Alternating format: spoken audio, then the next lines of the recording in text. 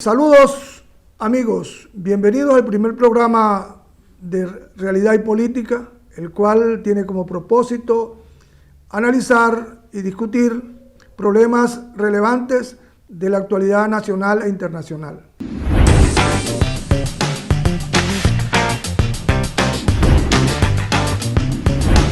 El tema de hoy está referido al abordamiento de lo que significa para Venezuela las elecciones parlamentarias 2020. Sobre ese tema existe un debate dicotómico entre votar y no votar. Esto ha hecho que el enfoque del análisis sea muy reduccionista. Unos dicen que hay que votar porque en las elecciones va a permitir medirse con el régimen. Otros plantean de que hay que luchar para lograr más adelante mejores condiciones. Otros dicen que no hay que perder espacios políticos. Otros plantean que necesitan tener diputados en representación para que no quedar ausentes del poder legislativo como en el 2005. Pero todas coinciden en una constante, que no van a la profundidad, a la complejidad de lo que sucede en Venezuela.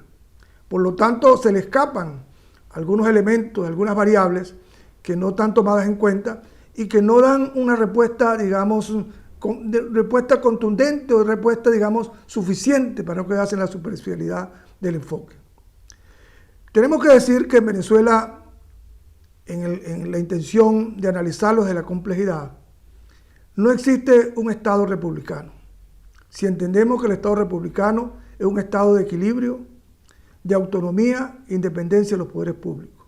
Para nadie es un secreto que el Poder Ejecutivo en Venezuela controla y que todos los otros poderes se mueven bajo la égida del Poder Ejecutivo, de Miraflores.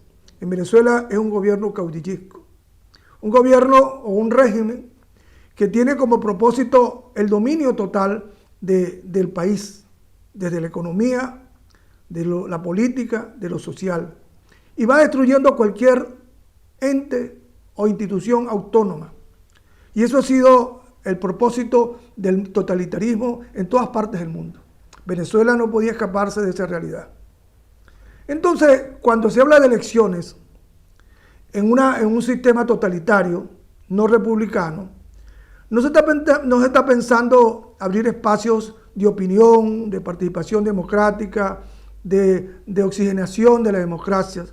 Se está trabajando para imponerse, para evitar salir del gobierno, para no dejar el poder, para eternizarse en el poder.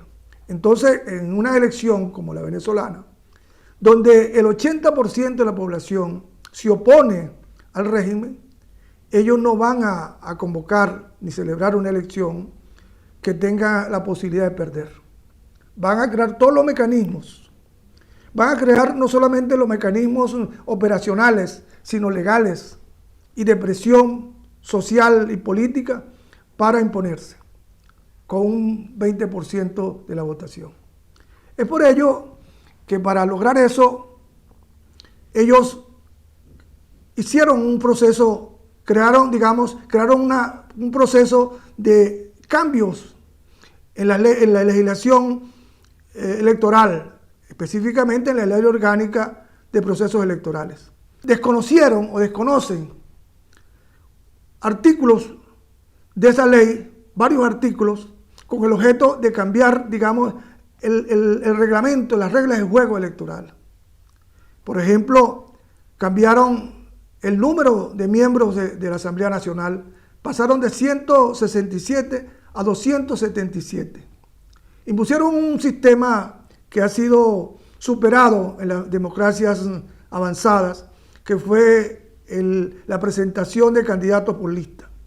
La presentación de candidatos por lista es una desviación de la participación de la democracia representativa, ya que son listas cerradas donde no se conocen los candidatos, por lo menos no se conocen de lo que van a decir, se conocen los nombres solamente.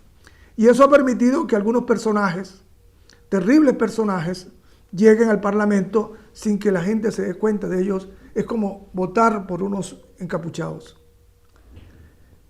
En Venezuela, la lista que ellos proponen, el sistema por lista, va a aportar 144 curules, 144 curules. Más del 50%, porque el por nominal son 133. Ahora, estas listas cerradas se dan a nivel nacional y a nivel estatal, o los circuitos regionales. Esto configura, digamos, un golpe de Estado a la Constitución del sistema que rige el sistema electoral. ¿Por qué un golpe de Estado? Porque una ley orgánica no se puede cambiar, obviar, sin pasar por el Parlamento. Ni el Tribunal Supremo de Justicia, ni el Consejo Nacional Electoral tienen competencias para hacer cambios profundos en una ley orgánica como la Ley Orgánica de Procesos Electorales. Allí comienza esa desviación, el proceso. Ahora, veámoslo de la perspectiva del origen de los convocantes y los árbitros de este proceso electoral.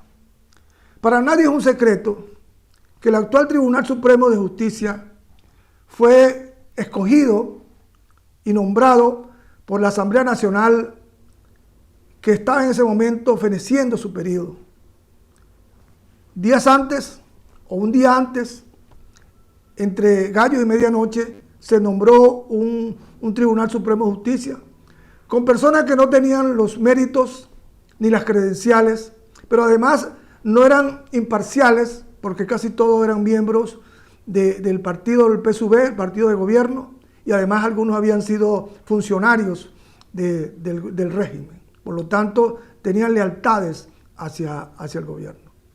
Eso condujo a que comenzó la primera irregularidad. No se cumplió con la tradición parlamentaria de que las últimas decisiones que se toman en un parlamento deben dejar, si son trascendentes, deben dejárselo a la próxima Asamblea Nacional o al próximo parlamento. Eso no se cumplió. Fue un abuso, un irrespeto a la ley y respeto a los venezolanos. Ese Tribunal Supremo de Justicia se encargó de atacar, de desmontar la Asamblea Nacional que se había elegido y se había instalado el 5 de enero del 2015. Comenzaron por eliminar la posibilidad que le ejecutaran las decisiones que se necesitan las 2/3 partes. Comenzaron a acusar de fraudes electorales en algunos estados del país, a través de decisiones de un simple juez penal local que hizo una sanción contra un diputado o una forma de desarrollo del proceso electoral. Eso condujo a que perdiéramos las 2/3 partes. Pero además se comenzó a perseguir, a allanar la inmunidad parlamentaria de los diputados, y muchos diputados fueron a la cárcel, otros fueron al exilio. Se comenzó un proceso, digamos, de inhabilitación de dirigentes políticos, de persecución y de cierre de partidos políticos. Se comenzó entonces a destruir el tejido político, la sociedad política que sustenta esta realidad venezolana. Esto significó entonces que ellos no reconocieron la Asamblea Nacional. A pesar de que se votaron en el 75%, apoyaron a la opción de la oposición, el gobierno no lo reconoció. No solamente no lo reconoció, sino lo atacó, lo vio. Todo el mundo vio cómo las Fuerzas Armadas, un coronel del ejército, empujaba al presidente del Parlamento. Esto demostró que no respetan al Parlamento. Y eso es un golpe de Estado. Un golpe de Estado que fue rechazado por la comunidad internacional, por los países de Europa, América Latina y los países de Norteamérica. Rechazaron contundentemente este golpe de Estado. Entonces, en esas condiciones, se eligió una Asamblea Nacional Constituyente con el único objeto de crear un parlamento paralelo, supraconstitucional, que permitiera sustituir a la Asamblea Nacional electa. Ese modelo fracasó porque no solamente no desarrollaron un proceso de formación o consolidación de una nueva constitución o reforma constitucional, sino que su trabajo legislativo fue nulo de una gran nulidad, ineficiente. Entonces ellos pensaron, aprovechando de que existía un un proceso electoral cercano, digamos programado, porque se fenecía el periodo de la Asamblea Nacional. Y aprovechando de que la Asamblea Nacional se había convertido en una piedra en el zapato para el Poder Ejecutivo, para el régimen, y luego de haber declarado después de mayo del 2018 que el presidente Maduro era usurpador, que era una persona que estaba usurpando el poder porque fue ilegítima e ilegal su elección. Entonces la única vía era aprovechar esa situación y convocar elecciones parlamentarias. ¿Y por qué no convocaron elecciones presidenciales, que eran las que estaban siendo cuestionadas? No, se convocó a las parlamentarias. Y esas parlamentarias se convocan, pero con el conocimiento de ellos conocen que están perdiendo en la calle, los números no les dan. Y como dijimos anteriormente, era necesario hacer cambios totales en la legislación, en los sistemas operativos que le permitieran a ellos ganar teniendo un 20% de la población, incluso un 15% de la población. Algunos que dicen, pero son las mismas condiciones del 2015. Está bien que digan eso, pero tienen que analizarlo. El mismo Diosdado Cabello, que es el presidente de la Asamblea Nacional Constituyente, manifestó, y que era presidente de la Asamblea Nacional en el momento que fueron derrotados, manifestó: no nos van a encontrar de nuevo, no nos van a sorprender de nuevo. Eso significó que se iban a preparar para unas próximas elecciones parlamentarias. Ahora bien, esto ha generado, digamos, una gran desconfianza en el país. Primero, que no haya reconocimiento. En segundo, que no podemos ser convocados por un órgano como el Tribunal Supremo de Justicia, la Asamblea Nacional Constituyente, que son inconstitucionales y por lo tanto todos sus actos son nulos. Cualquier venezolano puede ir a un tribunal internacional, porque ahora no se puede venir a un tribunal nacional porque no tenemos posibilidad de ganar un juicio, a interponer un juicio de nulidad absoluta de todos los actos de la Asamblea Nacional Constituyente y todos los actos del Tribunal Supremo de Justicia. Eso significaría que cualquier elección donde haya una escogencia de algunos de diputados, eso no va a tener ningún valor, ningún efecto útil, porque son nulos y no van a ser reconocidos por la comunidad internacional. Ahora, los opositores que están convocando a las elecciones. A mí me parece que existe, en primer lugar, un desconocimiento del efecto histórico que significa ir a votar. Ir a votar significa legitimar al régimen. Decir que Maduro es legítimo. Suspender la tesis de la usurpación, porque el que está convocando no es un CNE y un Tribunal de Justicia imparcial, ni tampoco legal, ni tampoco constitucional. Están convocando un órgano que a todas luces busca lo que busca cualquier sistema totalitario, que es mantenerse en el poder. Entonces, esta gente de la oposición que llama no ha reparado en esa situación. No ha reparado lo que significa votar en un sistema totalitario, un sistema de pensamiento único, que solamente busca la sobrevivencia y el mantenerse en el poder. Y de cómo van a hacer cualquier argucia política y legal para quedarse en el poder. También hay algunos que dicen que bueno, que en el 2015 ganamos. Sí, ganamos en el 2015, pero no hubo reconocimiento. Se obvió al Parlamento, se atacó y se castigó a todos los diputados, se persiguió a decisiones como nombrar un Tribunal Superior de Justicia que se nombró por el Parlamento nuevo y fue perseguido, tuvieron que irse al exilio. Entonces, no son las mismas condiciones. Las condiciones son las que hemos planteado. Una normativa alterada ilegalmente, hecho a la discrecionalidad y a la imagen semejanza de los intereses de la revolución. No tenemos un sistema militar de custodia y de protección a las elecciones, imparcial, porque ellos mismos se han definido como socialistas, revolucionarios y chavistas. Asimismo, las condiciones no están dadas para esto.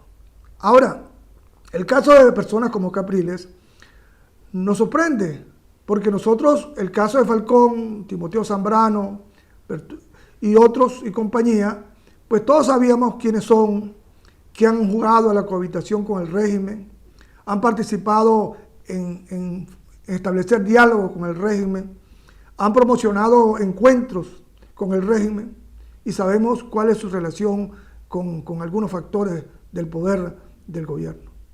Ahora bien, Capriles nosotros lo acompañamos para que fuera gobernador del Miranda, 2 veces candidato a la presidencia.